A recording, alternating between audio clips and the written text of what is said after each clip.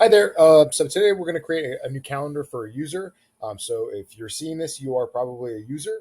And what we'd like to do is we want to set you up with your own calendar that you can use for your own links. So first thing we're going to do is we're going to head up over to here's your main navigation over here, and then we're going to go into settings, and then calendars, and then head up over here to the top right. And we're going to say create calendar. Then you're going to do a simple calendar. These round robins, this is a distributed calendar, so that way, in case somebody wants to book a meeting, but this will check to see who's available. This will be your calendar, just your calendar. So we're going to come over here, we're going to hit select, and then we're going to say that this is Jason's calendar, Jason's tasting calendar. Let's do that. And so we're going to say Jason's calendar. This may be already taken, but it turns out that it's not. But we're going to say that we want the meeting duration to be 60 minutes. We want it to be a full hour. And I'm only taking meetings between 8 o'clock and 5 o'clock on Monday through Friday. So if you don't take meetings on Fridays, just check this off. If you don't take meetings on Mondays, just check this off. If you take meetings 7 days a week, bless your heart. That's a lot of work.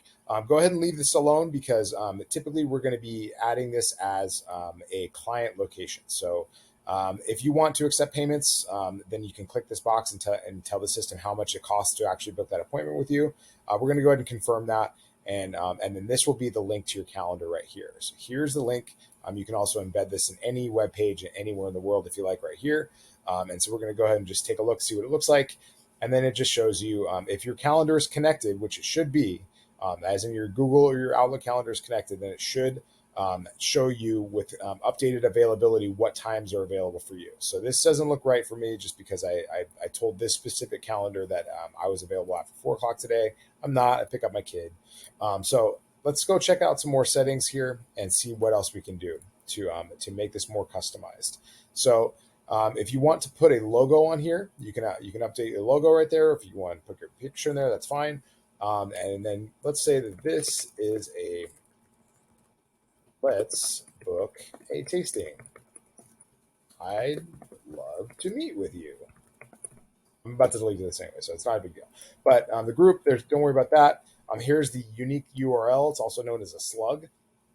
And then let's say that you want to meet with a specific person, that you want to have the calendar invite say something like contact name and Jason RE tasting. And so that will customize what shows up in their calendar invite. So the meeting location should populate automatically. If it doesn't, let me know and we'll sort you out. But you can also use let's go over here and check out some merge tags that you can use. So some merge tags that you can use, if you haven't seen this yet, but we can use merge tags just about anywhere. And so what we're going to say is we want to meet at the contact's location, so their full address. So we're going to say the contact's full address is right here. What that'll do is it'll make it easier for you to actually look into, it'll actually appear as a Google Maps link. And then you're going to get a text message or an email or both with that merge tag link. So let's go back into my tasting calendar right here. We're going to click edit. And then we're going to go ahead and put that merge tag in here. I didn't save it, so that's why I didn't save. So contact name X Jason RE tasting, right? And then the meeting location is going to be that merge tag. And so what's going to happen is that client address is going to appear in the calendar invite, in the nurture emails, and all that other stuff. So that's a good little tip right there. Check out contact full address. And so let's save that just to make sure that we don't have to do this again. And then we're going to go into availability. So it's going to say what kind of the standard availability is good. You'll see these little info boxes right here. This will tell you what that means. But I'll just go ahead and tell you that standard availability is going to be based on the limits that you put in your profile right here. So if you want custom availability, as in if you want it to book you outside of those hours, then you can put that. You can put those right there. So this is going to be all fine. You're not going to do recurring meetings because this is a one-off tasting. The meeting interval is this means that they can book every 30 minutes. So it's going to be 1 o'clock, 1:30, 2 o'clock, 2:30. If you want it to be 1:15, 1:30, 1:45, you can do it right here. You can even do it in 20-minute intervals if you want. So meeting duration is going to be 60 minutes. We already set that before. Minimum scheduling notice. Let's say that we don't want them to book more than for less than a day in advance. So we want at least 24 hours notice so we can schedule our days. And then how far in advance do we want them to be able to book us? So let's say that let's say that we want to give them, they can book anytime in the next 365 days. I like this kind of closer to 10, just because if they're not going to book a tasting within the next 10 days, then they probably have, it's an intent issue. So they're probably not excited enough to book a meeting. So you can, I leave this blank because it won't book you any more than you can actually physically fit in your calendar.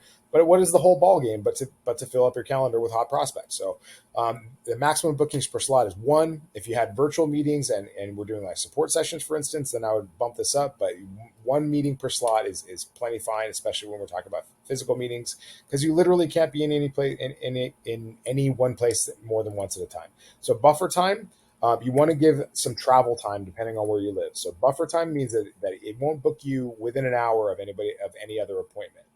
So I like to put this in the ballpark of 45 minutes, or maybe even 30 minutes if you live in a place with not a lot of traffic.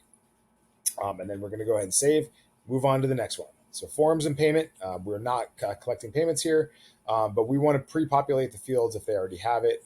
And this will just kind of, it'll show them a form of name, phone number, and email address of the information that you want to book. I would say don't mess with this. You may have some other forms in your system, but this one is just for the calendar, so I do that. I love this feature. We're going to add guests, which means that they can invite other stakeholders to this meeting, and they will also be nurtured into the meeting. So we're going to auto confirm the meetings, which means that it's you can turn this off and not confirm the meetings, but you can and have the option of confirming the meeting later. But I like to have this on just for instant gratification. And then again, we're not accepting payments. So let's go ahead and hit save again, and then move on to notifications and additional options. So we're going to send them a notification email. Let's make sure that they get an email, that the guest email gets an email. And if you want your boss to get an email, or if you want anybody else to get an email, you can set it here and just tell us who you want the system to send emails to.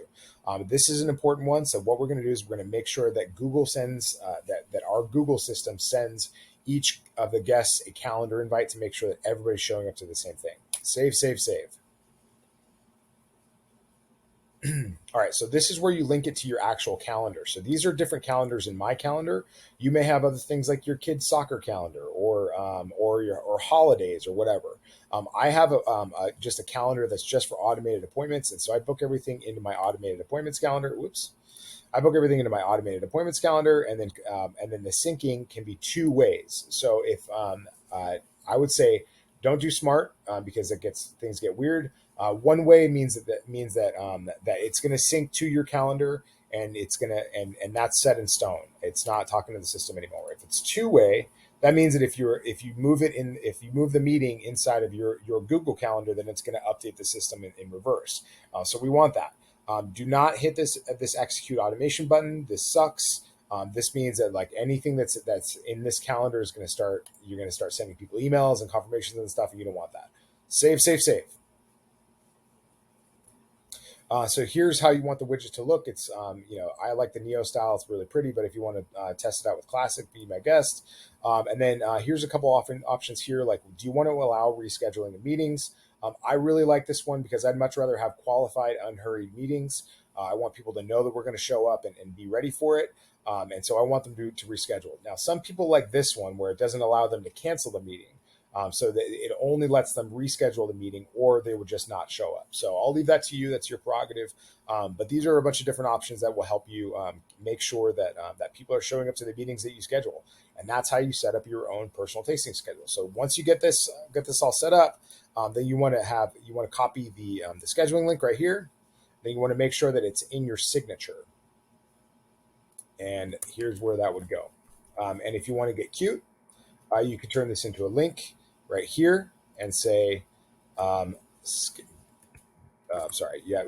have to copy and paste this, copy and paste, and then book a tasting. And then that's what would happen. And so this link would show up in every email that you send, and that's how people book your time. Let me know if you have any questions.